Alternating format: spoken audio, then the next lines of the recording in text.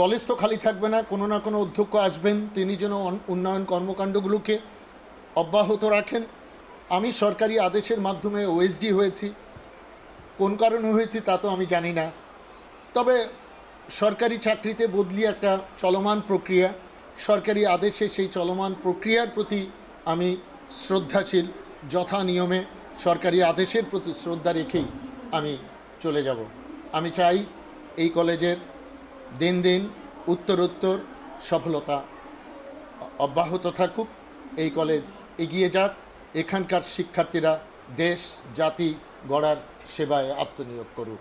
আজকের যে বাইরের প্রতিচ্ছবিটা আপনি দেখছেন, এই প্রতিচ্ছবির প্রধান কারণ আমি মনে করি, আমি শ্রেণীকক্ষে যাই, ক্লাস নেই, ওদের পড়াই, ওরা আমার মাধ্যমে পিতৃত্ব খুঁজে পায়, মাতৃত্ব খুঁজে পায়। আমার অনেক শিক্ষার্থী বলেছে, স্যার আপনার মাঝে পিতৃত্ব খুঁজে পাই, আপনার মাঝে মাতৃত্ব খুঁজে পাই। এই প্রিন্সিপাল আসার আগে যে ছিল, আমরা তার সাথে কখনো ফ্রেন্ডলি হয়ে কথা বলতে পারিনি, বা তার সাথে কথা বলার জন্য দেখা গেছে যে আমাদেরকে পারমিশনের পর পারমিশন নিতে হয়েছে যে ওনার সাথে দেখা করতে হবে, কথা বলতে হবে।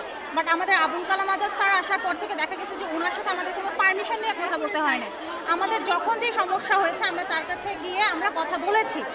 এখন স্যার আমাদের এত উন্নয়নের কাজে হাত দিয়েছে, স্যার যদি আজকে এখান থেকে চলে যায় বিনা কারণে, আমাদের এই কাজগুলো একদম অপূর্ণ থেকে যাবে। আমাদের নতুন বিল্ডিংয়ের কাজ ধরেছে, সেটা হবে না। আমাদের পড়াশোনার প্রতি স্যারদের যেই কঠোর মনোভাবটা আসছে সেটাও চলে যাবে। আমরা ডিসি অফিসে যাব, দেখবো ওখানে কি বলে। যদি স্যারকে আমাদের না বলে তাহলে আমরা কর্মসূচি আরও করব। কিন্তু আমরা চাই যে আমরা চলে যাওয়ার পর আরও মেয়েরা আসবে, তাদের তো সুযোগ সুবিধা লাগবে। আমরা চাই স্যার আমাদের এই কলেজ, আমাদের অধ্যক্ষ স্যারকে বিনা নোটিশে এখান থেকে বদলি করা দেওয়া হয়েছে, কিন্তু আমরা কেউই এটার পক্ষে নই। আমরা চাই স্যারের এই বদলি আদেশ বাতিল করা হোক, কারণ আমাদের বিগত দিনের কলেজের পরিবেশ স্যার এসে পুরোটাই চেঞ্জ করেছেন, যেটার পক্ষে আমরা সবাই ছিলাম। আমরা এতদিনের দীর্ঘদিনের একটা দাবি ছিল আমাদের কলেজে ক্যান্টিন হোক, স্যার এসে নিজ উদ্যোগে ক্যান্টিন তৈরি করে দিয়েছেন এবং এটা যেন ভালোভাবে পরিচালনা করা হয় সেই দায়িত্ব তিনি নিজ হাতে তুলে নিয়েছেন। আমাদেরকে বিভিন্নভাবে বিভিন্ন রকমের সহযোগিতা করে থাকেন, যেগুলো আমরা আগে পাইনি। আমরা সকলেই চাই যে স্যারের নিজ পথে আবারও বহাল থাক। আমাদের কলেজ থেকেও তার নামে কোনো ধরনের কোনো কমপ্লেন নাই, তারপরও তাকে ওএসডি করা হয়েছে। এর জন্য স্যারকে এই দাবি বাতিলের জন্য আমাদের কিছু কর্মসূচি আছে। আমরা আজকে শান্তিপূর্ণ সমাবেশ করছি, আমরা ডিসি অফিসেও যাব, আমাদের স্মারকলিপি আমরা জমা দিব।